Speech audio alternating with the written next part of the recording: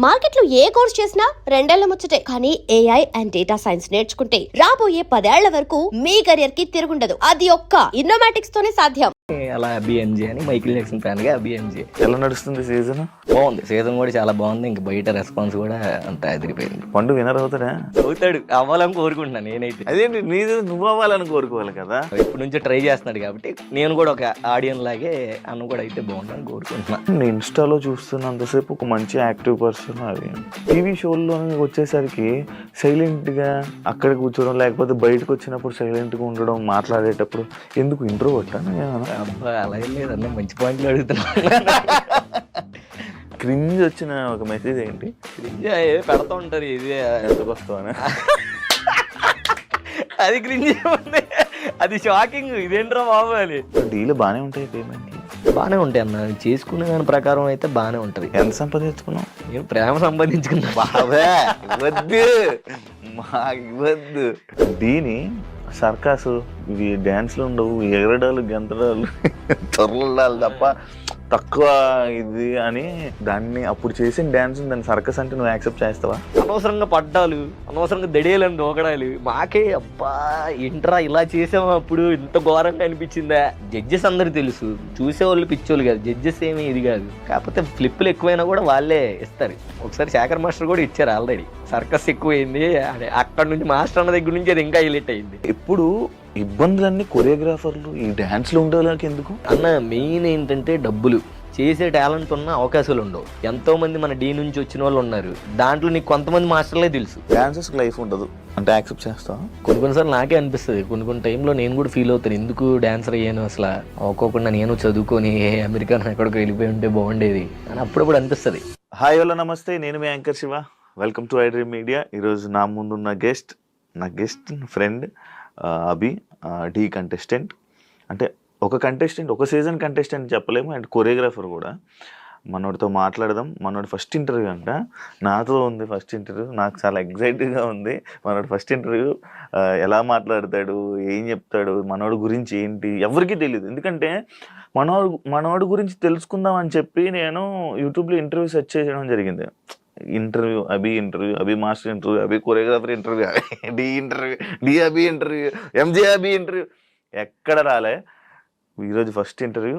మనోడి కోసం మీకు చాలామంది వెయిట్ చేస్తుంటారు. ఏంటి, ఎక్కడి నుంచి వచ్చాడు, ఏం చేసి వచ్చాడు, ఎలా వచ్చాడు, ఎన్ని కష్టాలు పడ్డాడు, ఇవన్నీ మీకు తెలుసుకోవాలి. కాబట్టి ఈరోజు మనోడిని అడిగి మనకు తెలియని విషయాలు తెలుసుకునే ప్రయత్నం అయితే చేద్దాం. హాయ్ అభి, ఎలా ఉన్నావు? నేను బాగున్నాను. బాగున్నావా? వెల్కమ్ టు నా ఇంటర్వ్యూకి. చాలా రోజుల నుంచి అడిగితే ఫైనల్ గా వచ్చావు. ఈరోజు కుదిరింది. థ్యాంక్ యూ సో మచ్ ఇంటర్వ్యూకి వచ్చినందుకు. ఎలా ఉన్నావు? బాగున్నావా?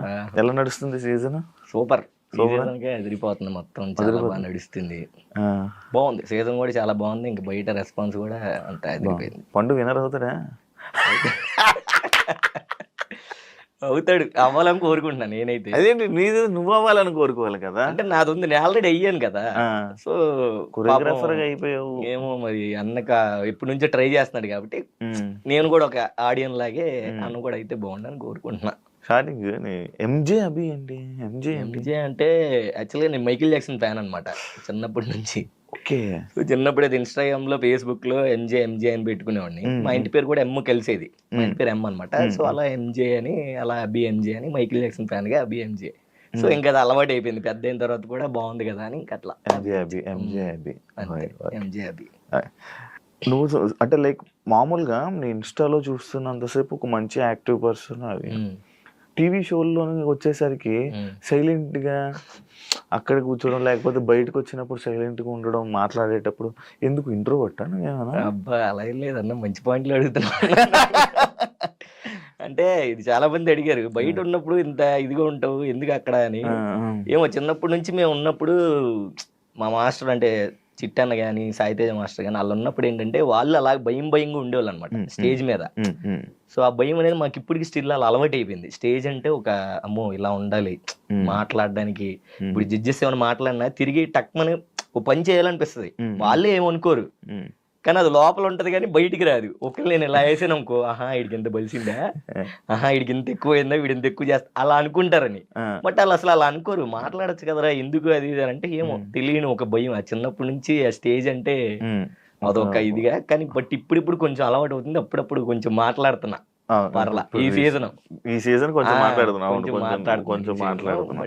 అందరికి ఉన్న డౌటే, నిజంగా స్టేజ్ మీద చాలా ఇదిగా ఉంటావు కొంచెం అట్లా. సైలెంట్ అది ముందు నుంచి నాకు చిన్నప్పటి నుంచి ఆ స్టేజ్ అనేది అమ్మో మనం మాట్లాడకూడదు, థ్యాంక్ యూ సార్ అని చెప్పాలి, ఏమైనా మాట్లాడితే ఓకే సార్ అని చెప్పాలి, అంతే. ఇంకా వేరే ఏ మాటగా ఆ మాటగా నీ డ్రెస్సింగ్ స్టైల్ అంతా బాగుంటుంది. అబ్బా థ్యాంక్ యూ. ఫోటో షూట్లు కూడా ఫోటో షూట్స్ కూడా చాలా బాగుంటాయి. ఎక్కడ లేని స్టిల్స్ అంటే డాన్సర్ కాబట్టి మేబీ అంతే. పాటకి అడిగారు ఎవరైనా నిన్న? అబ్బా చాలా మంది అడిగారు కదా ఫోటో వాటిల్లో. అంటే బేసిక్ గా అంటే రీల్స్ కి బాగా లైక్స్ అవన్నీ వచ్చేస్తాయి అన్న. రీల్స్ కి కొన్ని బాగా రీచ్ అవ్వడం అలాగా. నాది పోస్ట్ కి చూస్తే ప్రతి పోస్ట్ 1 మిలియన్ వెళ్తది. ఫిక్స్ ఇప్పుడు 1 మిలియన్ వెళ్తది. లైక్స్ కూడా 100K లైక్స్ వస్తాయి.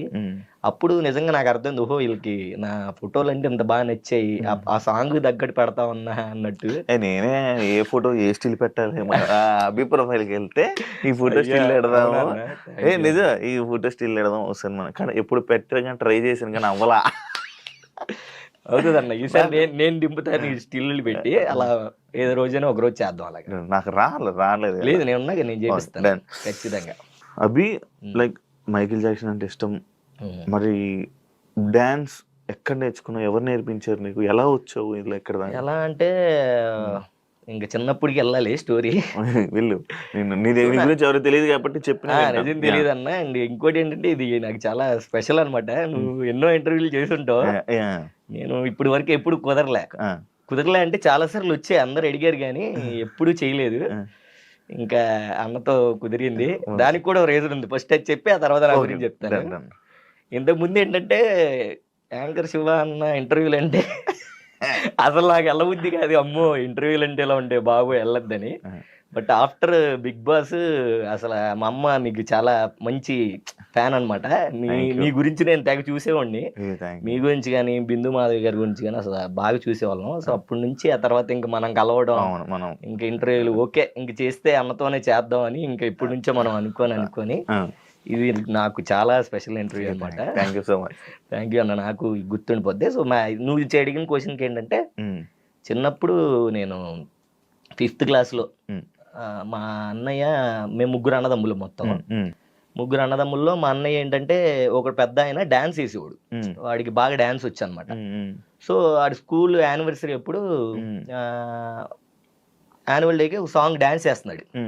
డాన్స్ చేసినప్పుడు ఏమైందంటే, అన్న కొంచెం టెన్షన్ వస్తుంది, పర్లేదు చెప్పు, ఏం కాదు, ఫ్రీగా లెంత్ ఎక్కువ చెప్తున్నాను అలాగే లేదు, హ్యాపీగా చెప్పు.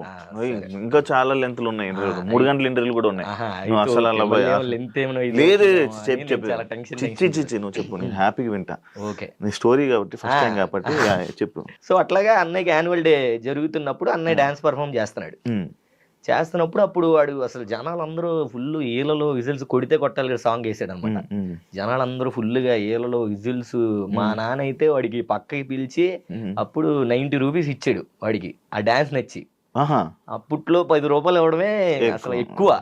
అలాంటిది అడిగి 90 రూపీస్ ఇచ్చాడంటే, అమ్మా వీడికి ఇలా ఇచ్చాడనంటే ఓకే మనం డాన్స్ వేయాలి, డాన్స్ నేర్చుకోవాలి అని చెప్పేసి అప్పుడు స్కూల్లో లంచ్ టైంలో వాటిల్లో గ్యాప్ ఉన్నప్పుడు ప్రాక్టీస్ చేస్తూ ఉండేవాడు అనమాట. చిన్న చిన్న ఫ్లిప్పులు ఆ టీవీలు చూసి, మా సిటీ ఛానల్లో సాంగ్లు వస్తూనే ఉండే, మైలోజ్ గానని మన చిరంజీవి గారి సాంగ్, శంకరదాస్ సాంగ్లు ఎన్ని వస్తుండే, అన్ని చేస్తూ ఉండేవాడిని. సో అట్లా డాన్స్ నేర్చుకున్నప్పుడు మేము ఉన్న చోట వాంబే కాలనీ అని ఒక ఏరియా ఉండేది. ఆ వాంబే కాలనీ ఏరియాలో పలానా డాన్స్ మాస్టర్ అని చెప్పేసి ఒకళ్ళు ఉన్నారు, వాళ్ళ దగ్గర వాళ్ళు డాన్స్ నేర్పిస్తారంట, అది ఇది అని చెప్పేసి చెప్పారు ఒకడు ఫ్రెండ్. విజయవాడలోనే అలా జరిగింది. సో మేమందరం ఒక గ్రూప్, ఒక 5గురు అన్న ఫ్రెండ్స్ చిన్నప్పటి నుంచి. నా ఫ్రెండ్స్ ఎవరంటే చిన్ని, కరుణ్, రాజేంద్ర, లక్ష్మణ్, నేను. ఇప్పటికీ మేము 5గురు అలాగే ఉన్నాం. సో మేము 5గురం డాన్స్ నేర్చుకున్నాం. నేను వేస్తే వీడు అలా మేము 5గురం స్కూల్లో అయితే డాన్స్ స్టార్ట్ చేస్తాం. చెయ్యంగానే అరే ఇలా కాదు, అట్లా కాంపిటీషన్ స్టార్ట్ అవుతుంది, అక్కడికి వెళ్ళి డాన్స్ చేద్దాం అని చెప్పేసి అందరూ అనుకున్నప్పుడు అప్పుడు మన చిట్టి మాస్టర్ దగ్గరికి వెళ్ళాం. వెళ్ళంగానే వేయండి డాన్స్ అన్నాడు, వేసాం అందరం. వేసిన తర్వాత ఓకే బాగుంది, అంతా చేయండి, మంచిగా డాన్స్ చేయండి అన్నాడు. ఇంకా డాన్స్ నేర్చుకున్నాము. ఇంకా మాకేంటంటే చిట్టన్న ఆ బావిలోకి వెళ్ళి దూకేండ్రా అన్నా కూడా దూకేస్తాం. అంత పిచ్చి, అంటే మా ఫస్ట్ గురువు ఆయనే. అంత పిచ్చి, అలాంటి ఒక డాన్సరు ఆయన ఒక డాన్స్ నేర్పిస్తున్నాడు మాకు అని అప్పుడే మాకు ఇలా ఉంటదా, మా మాస్టర్ మించిన దూపు డాన్సర్ ఎవ్వరు లేరు అని మాకు విజయవాడలో ఇంకా మేము ఫిక్స్ అయిపోయాం అనమాట. ఇప్పుడు ఉన్నారు ఇంకా చాలా మంది. అంటే అలా లేదు, అదే చెప్తా. అయితే తర్వాత మేము వచ్చిన తర్వాత నేర్చుకున్నాము. ఒక కాంపిటీషన్ అక్కడ తుమ్మలపల్లి కళాక్షేత్రంలో అనేది కాంపిటీషన్ జరుగుతూ ఉంటాయి. ఎప్పుడు ఎవరో ఒకళ్ళు ఒక కాంపిటీషన్ పెడతారు, ఫస్ట్ ప్రైజ్ సెకండ్ ప్రైజ్ అని చెప్పేసి. దాంట్లో నేనే అప్పుడే లీడ్ గా ఒక సాంగ్ చేశాను అనమాట. లీడ్ గా సాంగ్ చేశాను, పర్ఫామ్ చేసాం, అంతా బాగానే ఉంది, ఫస్ట్ ప్రైజ్ కొట్టాం, బాగుంది. సో ఇంట్లో మా అమ్మకి ఏంటంటే డాన్స్ అనేది అసలు ఇష్టం ఉండదు. ఇష్టం ఉండేపాటికి ఒక రోజు ఏమైందనంటే, ఒక అనకాపల్లి అనే దగ్గర షో వచ్చింది. ఈవెంట్స్ అవుతుంటా, ఈవెంట్ కాదు, కాంపిటీషన్ అనమాట, డాన్స్ కాంపిటీషన్. కాంపిటీషన్ వచ్చింది. నేను అప్పుడు 7th క్లాస్ 6th క్లాస్ చదువుతున్నా. అరే ఇలాగ వచ్చిందిరా, రావాలరా అని చెప్పేసి చిట్టన్న పిలిచాడు. మేము రాజన్న అంటాం, యాక్చువల్లీ చిట్టన్న కాదు, మాకు ముందు నుంచి రాజన్న అని తెలుసు. ఆయన రాజన్న, ఆయన పేరు చిట్టి రాజు, మేము రాజన్న అని పిలుస్తాం. సో డీకి వచ్చిన తర్వాత చిట్టి అన్న అయింది అది. సో ఆ రాజన్న అన్న ఓకే అన్న నేను వచ్చేస్తానని చెప్పేసి ఇంట్లో చెప్తుంటే, ఇంట్లో పంపించట్లే, చదువుపోతుంది. అమ్మకేమో వద్దు, వాళ్ళు ఏదో చేసేస్తారు, కిడ్నాప్లు చేస్తారు, అది ఇది అని అమ్మకి అలా. సో నేనేంటి ఇంకా లేదు అని చెప్పేసి ఒకరోజు వీళ్ళు పడుకుంటే రాత్రి జంపు ఇంట్లో నుంచి వెళ్ళిపోవా. ఇంట్లో నుంచి వెళ్ళిపోయాను. మా అమ్మ ఏమంటే ఇంకా అమ్మటే చిట్టన్న ఫోన్ చేసింది. చిట్టన్న ఫోన్ చేసి, నువ్వు నా కొడుకుని తీసుకురాకపోతే అర్జెంట్ నీ మీద పోలీస్ కేసు పెట్టేస్తాను, ఎక్కడున్నా రావాలి. మా అమ్మ ఫుల్ రఫ్ అండ్ టఫ్ అనమాట. ఎక్కడున్నా రావాలి అనగానే మా అన్న చిట్టన్న అడ్రస్ చెప్పాడు. మా అమ్మ వచ్చింది, నాకు రోడ్డు మీద జుట్టు పట్టుకుని లాక్కెళ్ళేది. జుట్టు పట్టుకొని లాక్కెళ్ళి ఏంట్రా ఇది ఇది అని చిట్టన్నను ఫుల్ తిట్టేసి, నా పిల్లలు నువ్వే చేస్తున్నావు, చెడగొట్టేస్తున్నావు, అది కేసు పెట్టేస్తాను, అది ఇది అని చెప్పేసి. సో అట్లా తీసుకెళ్ళిపోయింది. నేను ఫుల్ ఏడుపు, ఈ మామూలు ఏడుపు కాదు. నాకేంటంటే ఇంట్లో మా అమ్మమ్మ అన్న, మెయిన్ మా అమ్మమ్మ గవర్నమెంట్ ఎంప్లాయ్ ఆవిడ. మా అమ్మమ్మ లేనిదే నేను లేను. నా లైఫ్ లో మా అమ్మమ్మే మెయిన్ ఫస్ట్. ఈ అభిగాడు ఈ రోజు నీతో కూర్చొని ఇలా ఇంటర్వ్యూ చేస్తున్నాడు, ఇలా మాస్టర్ అయ్యాడు అని అంటే అమ్మమ్మ, దానికి అమ్మమ్మే కారణం, ఇంకెవ్వరు కాదు. ఫస్ట్ నన్ను నమ్మిన ఆమె ఎవరంటే ఆమె ఒక్కతే. సో అంటే నాకు ప్రాణం అనమాట. ఇప్పటికి స్టిల్ ఆవిడంటే నాకు చాలా ఇష్టం. మొన్న డీ స్టేజ్ మీద కూడా లాస్ట్ జానులగిరి సీజన్ చేసినప్పుడు కూడా తెచ్చేంత అమ్మమ్మని. సో అట్లా అమ్మమ్మ ఒక్కటే సపోర్టు. సో ఏది ఉన్నా నన్ను ఏమని చేసినా మా అమ్మమ్మకి చెప్పేవాడిని, అమ్మమ్మ ఇలా చేస్తుంది అమ్మ అని. వాళ్ళిద్దరు గొడవలు నేను కాము కూర్చొని చూస్తా ఉండేవాడిని అనమాట. సో అట్లా నన్ను తీసుకెళ్ళి ఆపేసింది. తర్వాత నిదానంగా ఏంటంటే అమ్మకి హెల్త్ పాడైపోయింది అనమాట. సో అమ్మకి బాగా బ్లడ్ తక్కువైపోయి బాగా బియ్యం తినేది. సో అట్లాగా ఇది అసలు ఎవరికి తెలియదు బేసిక్ గా, అందుకే ఇప్పుడే తెలియదు, ఎవరికి తెలియదు. సో అమ్మకి ఏంటంటే హెల్త్ బాగా ఇదైపోయింది. నాకు చిన్నప్పటి నుంచి నేను అమ్మమ్మ ముగ్గురే ఉండేవాళ్ళం. సుందరనగర్ అనే ఏరియాలో కట్ట మీద పాకలు ఉండే, ఆ పాకలు ఉండేవాళ్ళం. నేను అమ్మమ్మ. నాన్న లేడు, చిన్నప్పుడు అమ్మను వదిలేసి వెళ్ళిపోయాడు నాన్న. సో అట్లాగా ఇంకా మేము అట్లా ముగ్గురు అలా ఉండేవాళ్ళం, హ్యాపీగా బాగానే ఉండేవాళ్ళం. నేను చిన్నోడిని, చాలా స్కూల్కి వెళ్తా ఉండేవాడిని, వచ్చేవాడిని, అమ్మమ్మ వచ్చేది. సో ఏది కావాలన్నా అమ్మమ్మని అడిగేవాడిని, ఆమె కొనిచ్చేది కాదు. డబ్బులు ఆడ నుంచి వస్తే ఎట్టుకు కాస్తే అది ఇది అనేది. ఓ 2 రోజులు అన్నం తినకుండా ఉండేవాడిని.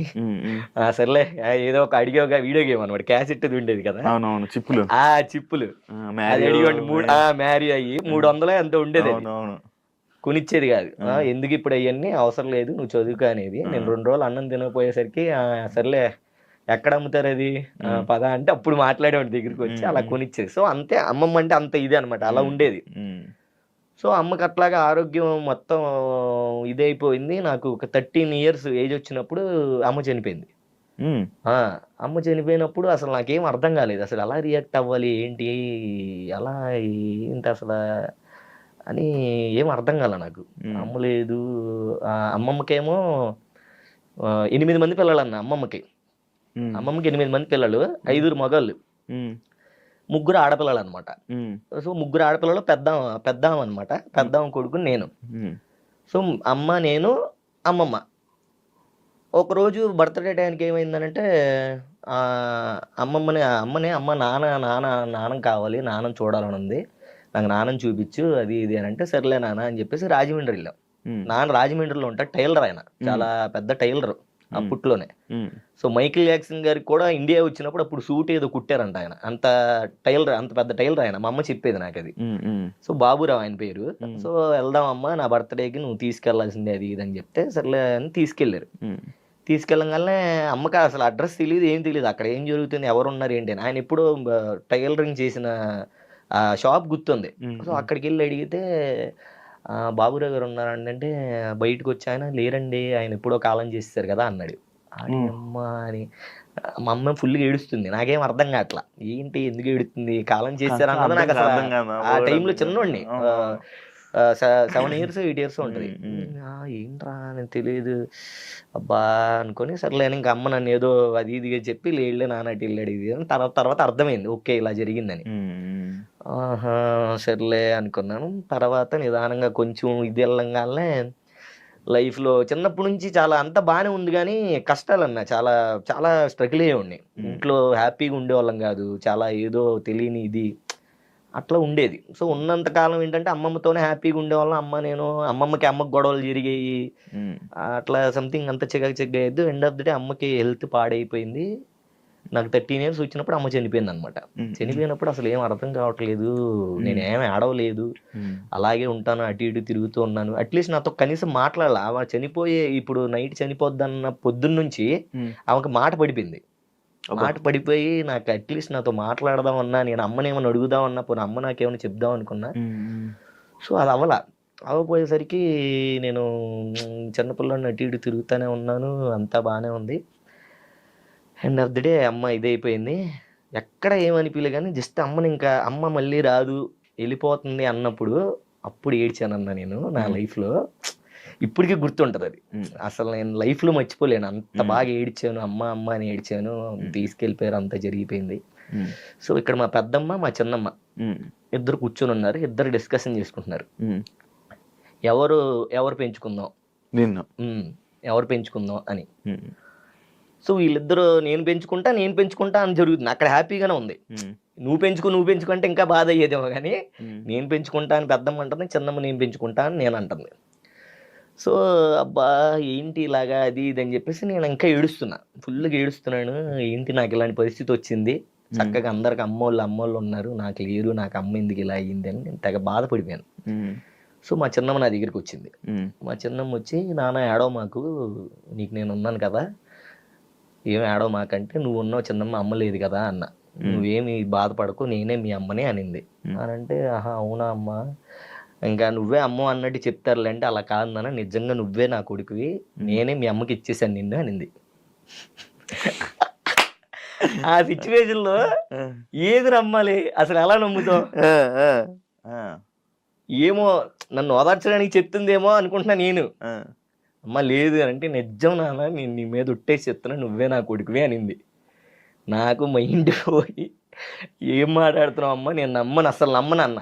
అప్పుడు బర్త్ సర్టిఫికేట్ తెచ్చింది. దాంట్లో నా ఇంటి పేరు వేరు, బండి అని ఉంటది. దాంట్లో ఏంటంటే అమ్మోళ్ళ ఇంటి పేరు ఉంటది, మా చిన్నమ్మోళ్ళ ఇంటి పేరు ఉంటది. యాక్చువల్గా ఇప్పుడు నేనున్నది ఏంటంటే మా అమ్మది, దీంట్లో ఇంటి పేరు వేరు, దాంట్లో ఇంటి పేరు వేరు. అప్పుడు బర్త్ సర్టిఫికేట్ చూపించగల అప్పుడు నాకు పోకిరి లెవెల్ ట్విస్ట్ అసలు బయటిది ఎవరికి తెలియదు బేసిక్ గా. పోకిరి లెవెల్ ట్విస్ట్ ఏంట్రా ఏం జరుగుతుంది అసలు ఏం అర్థం కావట్లేదు. ఇది నిజమేనా అంటే నిజం నాన్న, చిన్నప్పుడు అమ్మకి ఇలాగ పిల్లలు లేకపోతే, మా అక్కకి పిల్లలు లేకపోతే, నాకు నిన్ను పెంచుకునే ఇది లేక, మా అక్క బాధ చూడలేక నేను నిన్ను మా అక్కకి ఇచ్చేసాను, నువ్వు నా కొడుకువే నాన్న అనగానే నాకు ఇంకా ఫ్యూజులు అవుట్. ఏం మాట్లాడాలో ఏం చేయాలో అర్థం కాలే. ఇప్పటికి స్టిల్ అమ్మని, ఇప్పుడు సొంత అమ్మ ఉంది, చిన్నమ్మ అని పిలుస్తా. పెద్దమ్మ అవుతుంది నాకు, కానీ ఆమెనే మనస్ఫూర్తిగా అమ్మ అని పిలిచా. అమ్మని పిలవలేదు, కరెక్ట్గా ఉన్నామనేమో అమ్మ అని పిలవట్లేదు. ఇప్పటికి స్టిల్ నేను చిన్నమ్మనే పిలుస్తా, అలా అలవాటు అయిపోయింది. చిన్నమ్మ అని ఇప్పుడు అమ్మ అని పిలిస్తే అది మనస్ఫూర్తిగా రాదు. అమ్మ అని అంటే ఆవిడకే వస్తుంది. అమ్మ అంటాను, మా అంటాను, ఆ పదం అంతా ఆవిడతోనే వెళ్ళిపోయింది. ఇప్పుడున్న ఆవిడ అంటే చిన్నమ్మ అన్నదే నాకు చాలా హార్ట్ఫుల్గా వస్తుంది. మా అంటే ఏదో ఓకే, ఏదో సడన్ గా ఇప్పుడు అమ్మ అన్నట్టు తెలుసు కదా, మీ సొంతమ్మని తెలుసు కానీ ఏమో రావట్లే. ఇప్పటికి స్టిల్ ఫోన్ లో కూడా చిన్నమ్మనే ఉంటది. అది ఇంకా ఆవిడ ఫిక్స్ అయిపోయింది అదే, అలా పెంచినప్పుడు నీకు అదే నా చెప్తా చూడు. ఇప్పుడు నువ్వు ఉన్నావు అన్న, మీ మమ్మీ ఉన్నారు, సడన్ గా మీ మమ్మీ వాళ్ళ చెల్లు అక్క నేనే అమ్మ నాన్న నీకు అని అన్నావు అనుకో, వాళ్ళు అన్నారు అనుకో, నీకు ఎలా అనిపిస్తుంది? తక్క రాదు అమ్మా అని రాదు, వస్తుంది కానీ అమ్మ అని పిలుస్తాం, బట్ మనస్ఫూర్తిగా రాదు. నాకు చిన్నమ్మ అనేది నాకు చాలా హార్ట్ఫుల్ గా వస్తుంది. అంటే చిన్నమ్మ అనేది చాలా ఎక్కువ. ఇప్పుడు ఆవిడే మెయిన్ నాకు, అంటే మా అమ్మే ఆవిడే మెయిన్ అంటే ఇంకా అమ్మే. సో అట్లాగే చిన్నప్పటి నుంచి ఏంటంటే అమ్మ ఉంది కానీ అమ్మ లేదు, నాన్నున్నాడు కానీ నాన్న లేడు, అలా ఎలా ఫీల్ అయ్యేవాడిని. ఆ తర్వాత ఇప్పుడు అంతా ఇది సెట్ అయింది. ఇప్పుడు ఎంత చిన్నమ్మ నాన్న ఉన్నారు, ఇప్పుడు నువ్వు సొంత అమ్మ నాన్న దగ్గరే ఉన్నా. ఇప్పుడు అక్కడికి వచ్చాం. సో ఇది అసలు ఎవరికి తెలియదు. అప్పుడప్పుడు పెడతా ఉంటా, అమ్మ మిస్ యూ అమ్మ అని ఒక స్టోరీ పెడతా.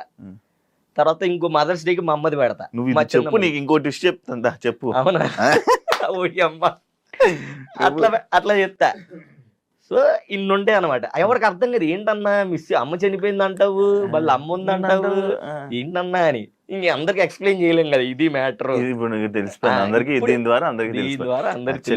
నీ గురించి మీ ఫ్రెండ్స్ కి ఫోన్ చేశా, ఓకే ఎంజే అభి ఇంటర్వ్యూ ఉంది, అసలు ఏమని తెలిస్తే చెప్పు అంటే, ఏం లేదన్నా అమ్మ నాన్న అన్నయ్యని అక్కడ చదివిస్తున్నాడు, అబ్రాడ్ తీసుకుని వెళ్ళి చదివించుకొని మనోడే అన్న చూసుకుంటున్నాడు. అవునా అన్న. దాని తర్వాత నువ్వు ఇంటర్వ్యూకి వచ్చావు, ఇంటర్వ్యూకి రాగానే బియ్యం ఇలా తినేసి మా అమ్మాయికి హెల్త్ బాగా ఇలా చనిపోయింది అన్నావు.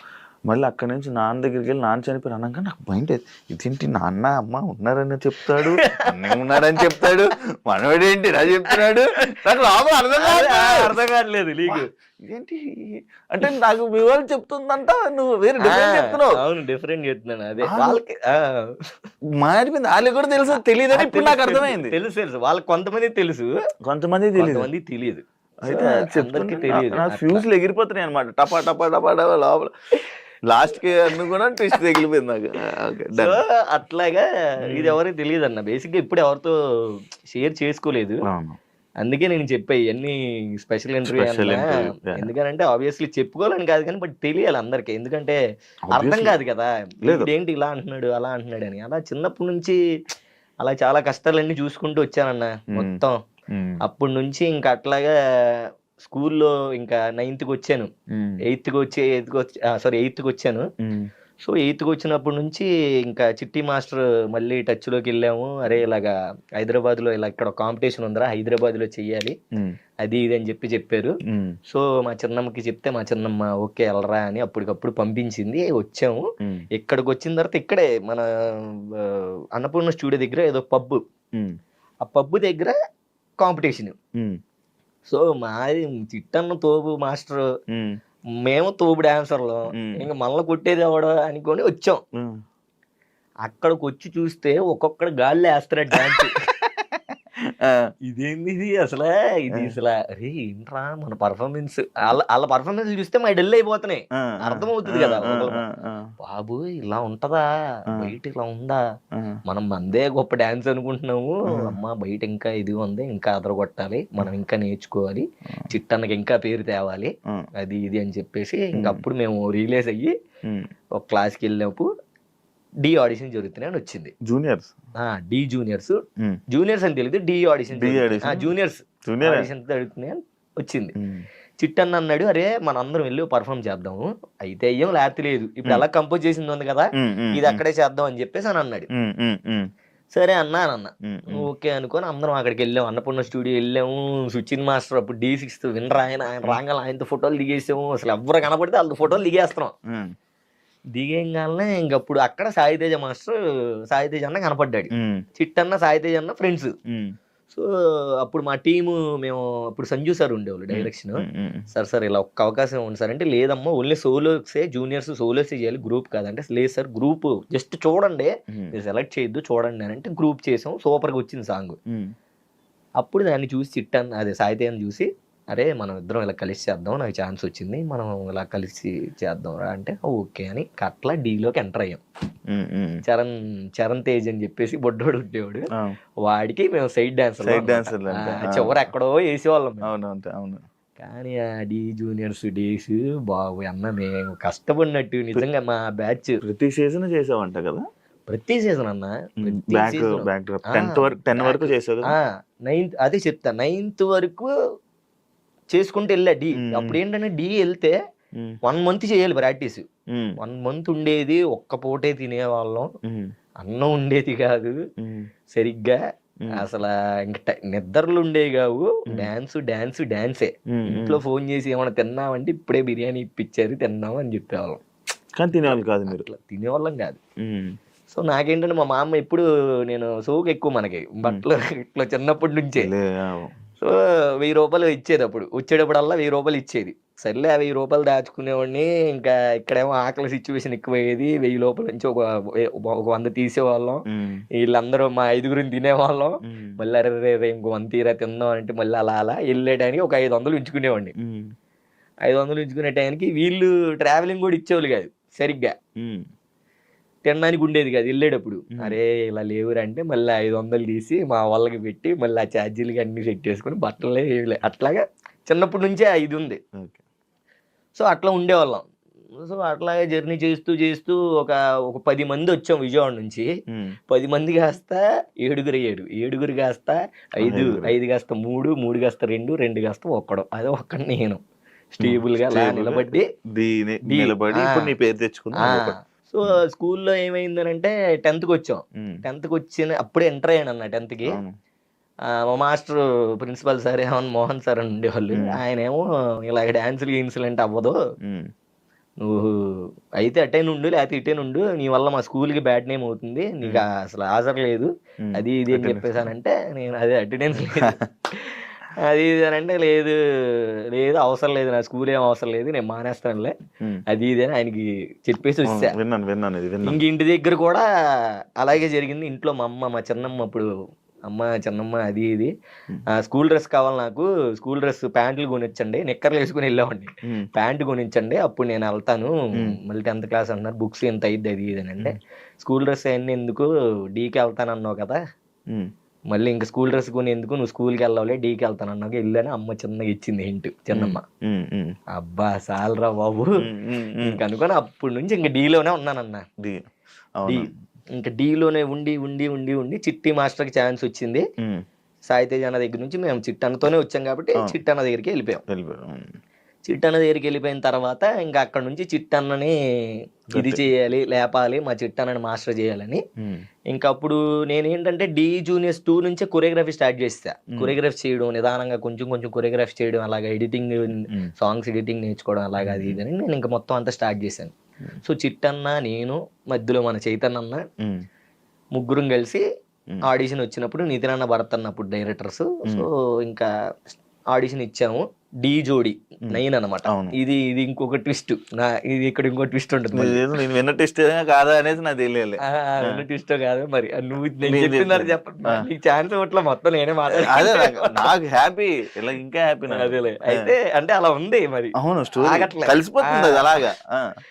డి జోడి ఆడిషన్ స్టార్ట్ చేసాం. 3 సాంగులు చేయమన్నారు. ప్రాపర్టీతో ఒక సాంగ్ చేయమన్నారు, మాస్ సాంగ్ ఒకటి, ఇంకోటి ఏమన్నా హిప్ హాప్ టైప్ లో ఏమైనా సాంగ్ చేయమన్నారు. సో అన్ని 2, ఒక సాంగ్ చైతన్య చేశాడు, ఒక సాంగ్ చిట్టాన్ని చేశాడు, 2 సాంగులు చిట్టాన్ని చేశాడు. ఇంకోటి నేను హిప్ హాప్ సాంగ్ అన్న దాంట్లో నేనే లీడ్గా చేశా. సో లీడ్గా చేశాను. మా 5 మా ఫ్రెండ్స్ అందరూ ఉన్నారు. నా సాంగ్ చూసి ఇంకా అన్నాళ్ళు ఫుల్ ఇదైపోయారు, సూపర్ రా, సెలెక్ట్ అయిపోయి చిట్టి నీకు వచ్చిందిరా అన్నారు. మా ఊళ్ళో పెద్ద హ్యాపీ. నాకేంటంటే కంటెస్టెంట్ అవ్వాలని చిన్నప్పటి నుంచి కోరిక. డీజే 2 కాడి నుంచి నేను కంటెస్టెంట్ అవుతాను, రాజుగాడి మీద కానీ సోమేష్ గడి మీద కానీ వాళ్ళ మీద నేనే సీనియర్, డాన్స్ కూడా నేనే బాగా చేసేవాడిని. అవును. సో అట్లాగా ఇంకా సెలెక్ట్ అయ్యాము. ఓకే, చిట్టన సెలెక్ట్ అయ్యాడు, నేనే లీడ్ వేసాను, నేను కూడా సెలెక్ట్ అయిపోయాను. ఇంకా అమ్మ రే ఇంకా కంటెస్టెంట్ అయిపోయావని మా ఫ్రెండ్స్ అందరూ ఇంక ఎత్తేసారు నన్ను. కంటెస్టెంట్ అయిపోయావు, అన్న మాస్టర్ అయిపోయి నువ్వు కంటెస్టెంట్, అరే ఇప్పుడు ఎమ్మటే విజయవాడ వచ్చేయాలి అలా అన్న మాకు, మేము విజయవాడ వెళ్తాం, నువ్వు దగ్గరుండి అన్న దగ్గరుండి మంచిగా ఫ్లిప్స్ అవన్నీ నేర్చుకుంటూ ప్రాక్టీస్ చేస్తూ ఉండి అన్నారు. ఓకేరా, ఈ టైంలో ఎందుకు వెళ్తాను ఇంటికి, ఇది కూడా ఏంటంటే షూటింగ్ అయిపోగానే ఇంటికి వెళ్ళిపోవాలని ఉండేది. అంటే ప్రశాంతంగా ఎప్పుడు అయిపోద్దారు బాబు వెళ్ళిపోవాలి ఇంటికి అని. సో ఇప్పుడే అలాగే వెళ్ళాను రా బాబు, ఇప్పుడు నేనే కదా చేసేది, మనమే చేసేది, ఎలా వెళ్తాం అలా వెళ్ళంలే అని చెప్పేసి ఇంక అట్లా ఉన్నా. సరే అందరు వీళ్ళు బ్యాగులు తెలిచుకుని వెళ్ళిపోతున్నారు. చిట్టన్న అరే అభి నువ్వు ఉండరా అన్నాడు. ఉండరా ఏంటన్నాను, ఆబ్వియస్లీ ఉంటాను కదా అని నేను మనసులో మనమే కదా కంటెస్టెంట్ నేర్చుకున్నా అయ్యో బలి ఉంటానన్నా అని అన్నాను. అరే అన్న ఇలా అన్న మేము వెళ్ళిపోతాం, అరే కానీ ఇంకా నేర్చుకో అమ్మాయి వస్తుంది జోడి జోడి అది ఎలా ఉంటుందో ఏమో బాబు అని నేను టెన్షన్ అవుతున్నా. అయిన తర్వాత అరే అభి నువ్వు ఉండు, అరే మీరు జాగ్రత్తగా వెళ్ళండి, నాగపూర్లో ఒకడు ఉన్నాడంట పీయూష్ అని, వాడు బాగున్నాడు రా, వాడు బాగా చేస్తాడంట, మన ఇద్దరం వెళ్ళండి చూసొద్దాం అన్నాడు. దేనికన్నా అంటే మన కంటెస్టెంట్కి రా అని అన్నాడు. అనగానే ఇంకా నాకు ఒక్కసారి హార్ట్ బ్రేక్ అయిపోయింది.